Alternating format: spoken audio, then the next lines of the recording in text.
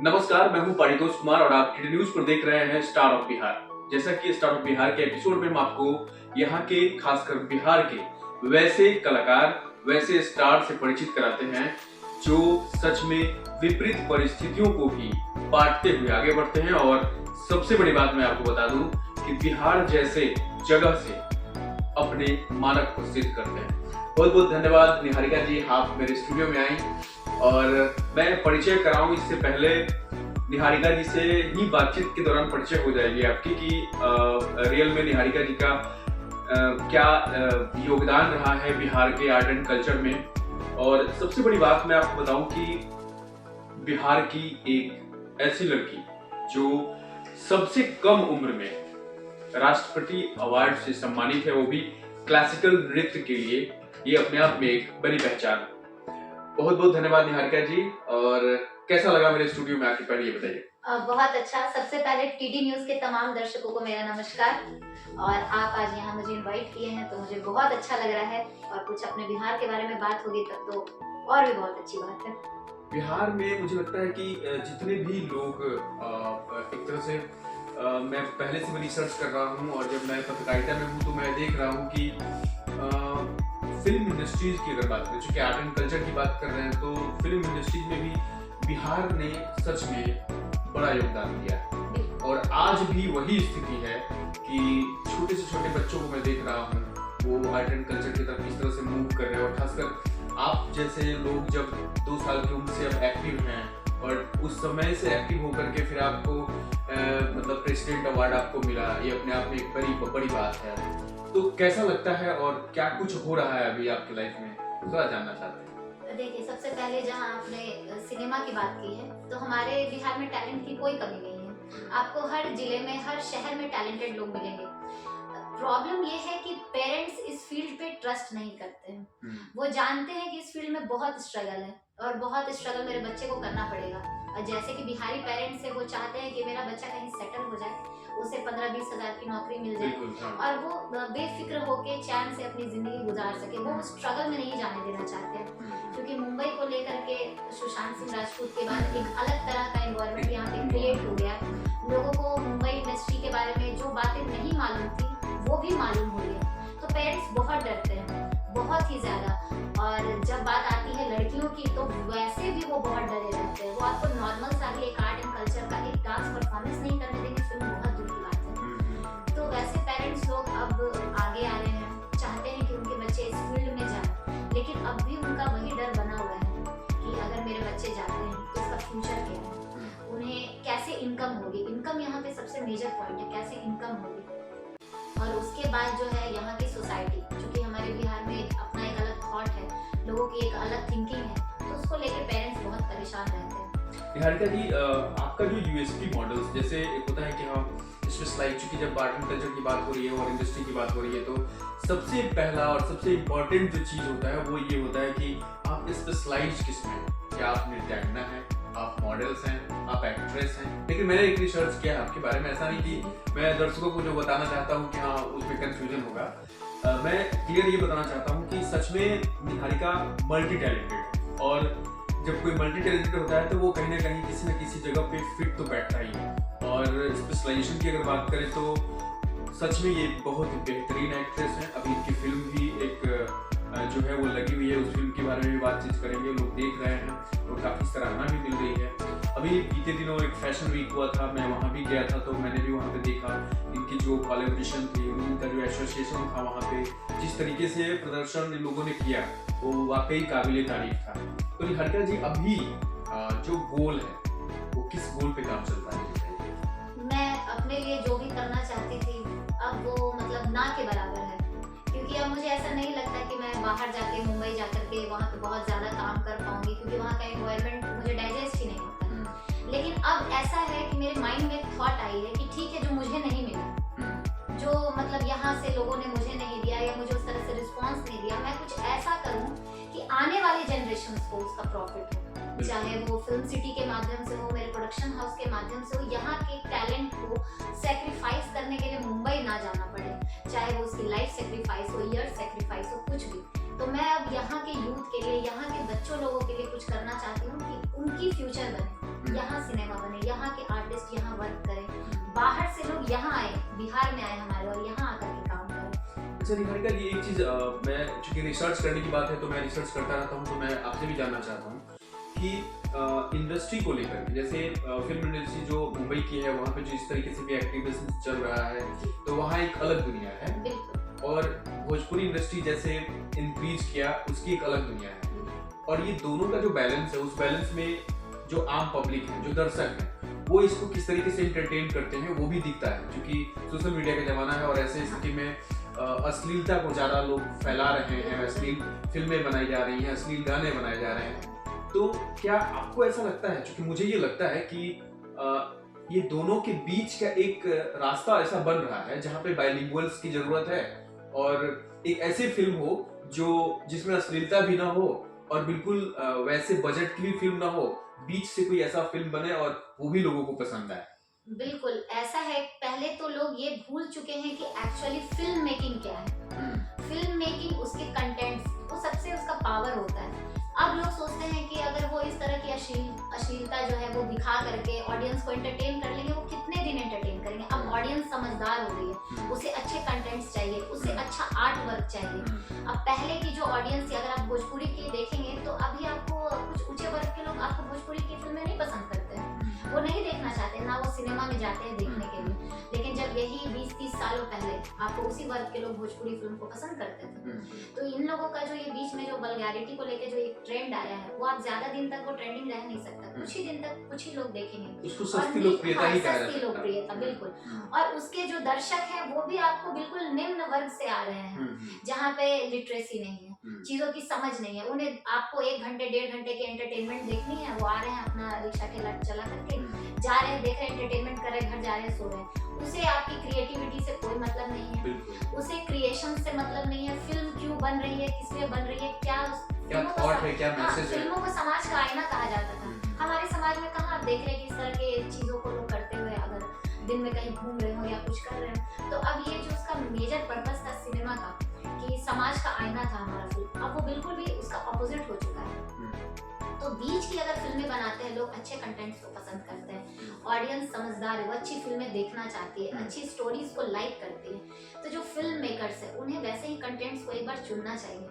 बिल्कुल ये सोचते हुए नहीं कि हमें कमर्शियल कितना फायदा हो रहा है या क्या हो रहा है, एक बार कंटेंट पे वर्क करना चाहिए। उनकी जो अपनी एक थॉट थी कि हम फिल्म मेकर हैं और हमें अच्छी फिल्में बनानी है, एक बार उस थॉट को लेकर के उन्हें वापस से जानना चाहिए और वैसे कंटेंट्स पे बनाने चाहिए। निहारिका जी, आप बिहार में हैं और बिहार से आप काम कर रही हैं, बिहार के लोगों को अवेयर कर रही हैं कि चलिए इस फिल्म में, इस फील्ड में कुछ अच्छा किया जा सकता है। आप एक लड़की हैं तो आपको किस तरह के चैलेंजेस आए, और चूंकि वो जानना जरूरी है, और खासकर जो महिलाएं देख रही होंगी, जो लड़कियां देख रही होंगी या जो पेरेंट्स देख रहे होंगे कि हाँ अपने बच्चों को अगर इस फील्ड में उतारना है या फिर वो उसके लिए वो प्रिपेयर्ड हैं, वो करना चाहते हैं, तो आप कैसे कर सकते हैं, वो किस तरह के चैलेंजेस आते हैं, उसके बारे में भी बताइए। सबसे पहला चैलेंज तो आपको आपके घर से ही शुरू होता है।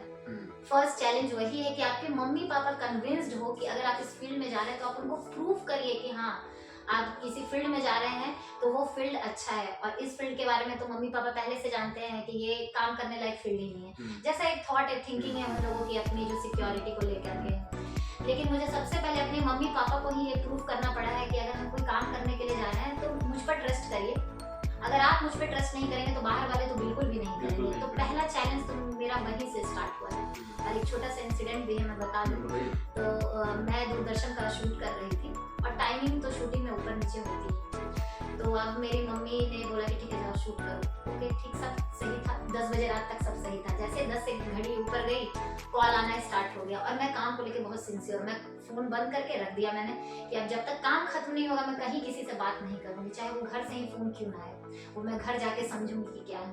तब तक इधर मेरी मम्मी को रिलेटिव्स लोग ने फोन करके अभी तक नहीं आई है, ये है वो है, क्यों करने देती हो, क्या जरूरत है नाच गाना, ये एकदम लोगों का ये थॉट, ये और ये वर्ड्स थे उनके, नाच गाना ये सब क्या जरूरी है, पढ़ने लिखने के समय में पढ़ने लिखने के लिए बोलो, ये सब कुछ काम नहीं देगा। अब ऑब्वियसली मम्मी है, माँ है, उनका एक अलग अलग डर है। बिहार है, पटना है, आप जा रहे हैं काम करने, 10 बजे रात तक आप घर नहीं आए तो अगल बगल के लोग पूछना है।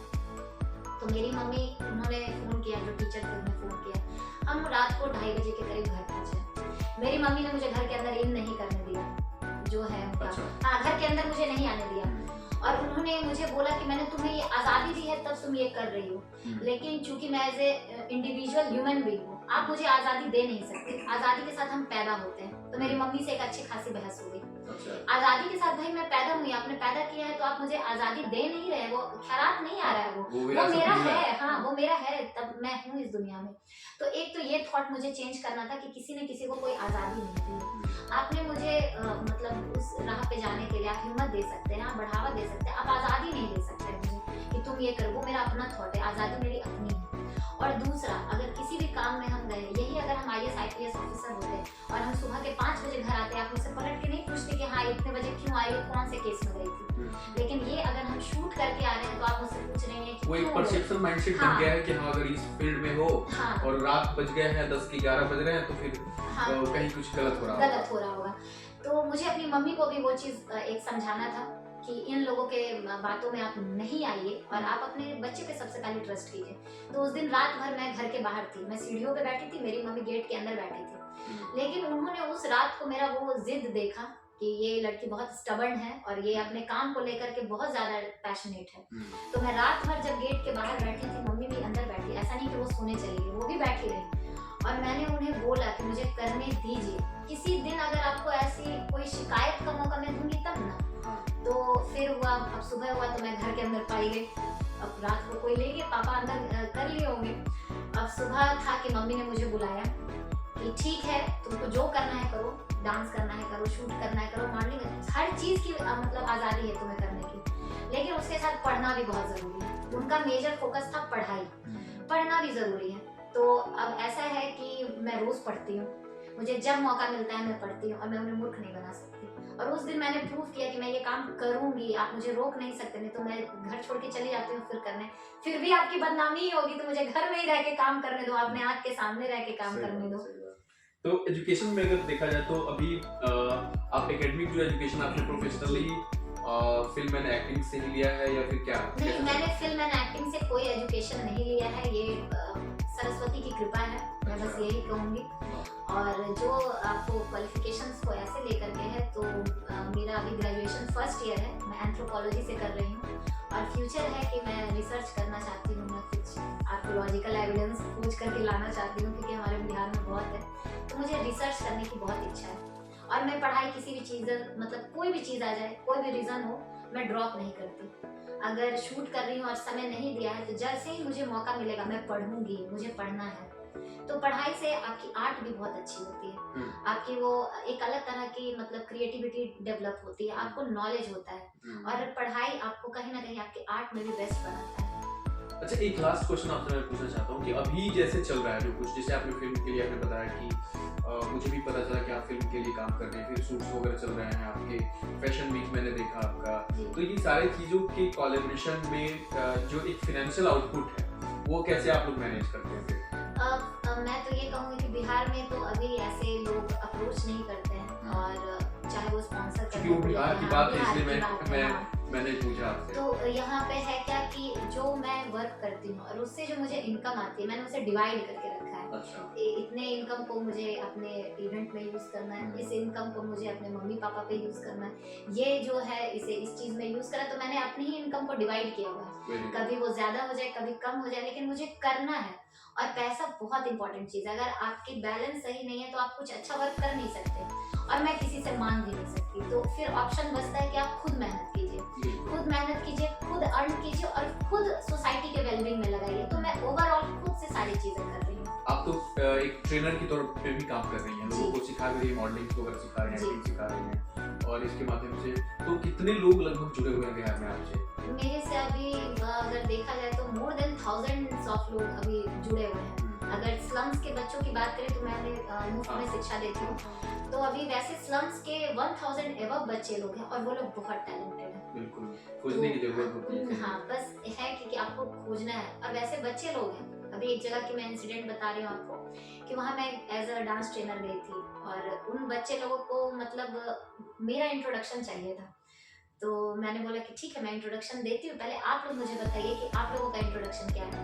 तो एक एक करके बच्चियाँ उठने लगी, बोली मैं सब्जी बेचती हूँ, मैं किसी के घर में बर्तन धोती हूँ, मैम मैं वहाँ जाती हूँ, किसी के बच्चे को खिलवाती हूँ, तो मैं किसी का ये करती हूँ। तो मतलब वैसे ही बच्चे लोग आए थे जो किसी के यहाँ सब्जी बेच रहे हैं, हाँ इस तरीके से। और उसमें से बच्चियों ने बोला कि मैं जिंदगी भर में सब्जी थोड़ी बेचूंगी, अगर आप मुझे सिखाइएगा ना तो मैं बहुत अच्छा करूंगी और मैं आपसे भी ज्यादा नाम कमाऊंगी। तो मेरे लिए एक्चुअल खुशी और प्राउड वाली वो मोमेंट थी ना कि बच्चे एज अ रोल मॉडल आपको देख रहे हैं और उसके बाद वो आपसे बेहतर करना चाहते हैं। तो मेरे लिए सबसे ज़्यादा इम्पोर्टेंट ये बात थी कि एज अ रोल मॉडल मैं उन लोगों के लिए काम कर रही हूँ और कल को मैं चाहती हूँ ऐसे ही बच्चे आगे बढ़ें।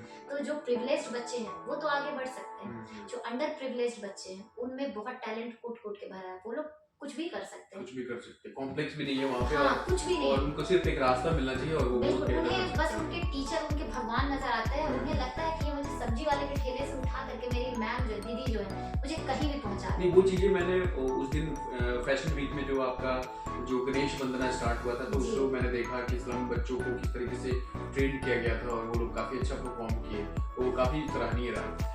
निहारिका जी, लास्ट में आपसे एक क्वेश्चन कि जो लास्ट गोल है आपका, जैसे आपने बताया, तो उसके लिए फुल प्लानिंग है कि हाँ बिहार में ही सब कुछ करना है कि बिहार से बाहर ऐसा कुछ प्लानिंग चल रहा है? नहीं, मुझे जो कुछ भी करना है ना मैं बिहार में करना चाहती हूँ। मैं चाहूंगी कि बाहर से लोग जैसे दूसरी जगह मुंबई में जाते हैं शूट करने, राजस्थान जा रहे हैं, जयपुर जा रहे हैं, आप आओ, आप हमारे बिहार में शूट करो, आपको जो काम करना है मेरे बिहार में आके करो।